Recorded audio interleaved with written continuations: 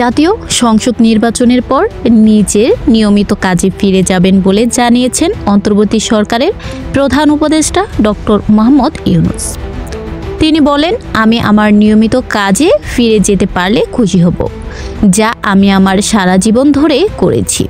শুক্রবার যুক্তরাজ্যের প্রভাবশালী সাময়িকী দ্য ইকোনমিক্স দেয়া সাক্ষাৎকারে তিনি এই কথা জানিয়েছেন। ডক্টর ইউনূসের কাছে জানতে চাওয়া হয়, নির্বাচন আয়োজনের পর তিনি কি করবেন। এর জবাবে তিনি বলেন, আমার চাকরি আসলে কেড়ে নেওয়া হয়েছে, আমাকে জোর করে এই কাজে আনা হয়েছে। আমি আমার কাজ করছিলাম, তা উপভোগ করছিলাম। এজন্য আমি প্যারিসে ছিলাম। সেখান থেকে আমাকে টেনে আনা হয়েছে অন্য কিছু করার জন্য। সুতরাং আমি আমার নিয়মিত কাজে ফিরে যেতে পারলে খুশি হব, যা আমি আমার সারা জীবন ধরে করেছি। আর তরুণরাও এটিকে ভালোবাসে।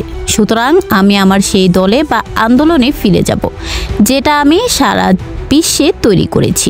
বাংলাদেশের জঙ্গিবাদের ঝুঁকি নিয়ে প্রশ্ন করলে প্রধান উপদেষ্টা বলেন, আমি আশ্বস্ত করছি যে বাংলাদেশের জঙ্গিবাদ মাথাচাড়া দেবে না। তরুণরা ধর্ম নিয়ে নিরপেক্ষ, তারা নতুন বাংলাদেশ গড়তে চায়। এই তরুণেরা পুরো বিশ্ব পরিবর্তন করতে পারে। এটা শুধু এক দেশ বা আরেকটি দেশ পরিবর্তনের বিষয় না। বাংলাদেশ যা করেছে এটি একটি উদাহরণ যে তরুণরা কত শক্তিশালী।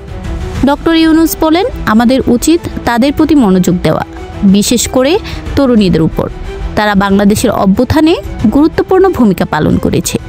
আমাদের উচিত তরুণ তরুণীদের উপর মনোযোগ দেয়া, যাতে তারা নিজেদের স্বপ্ন পূরণ করতে পারে।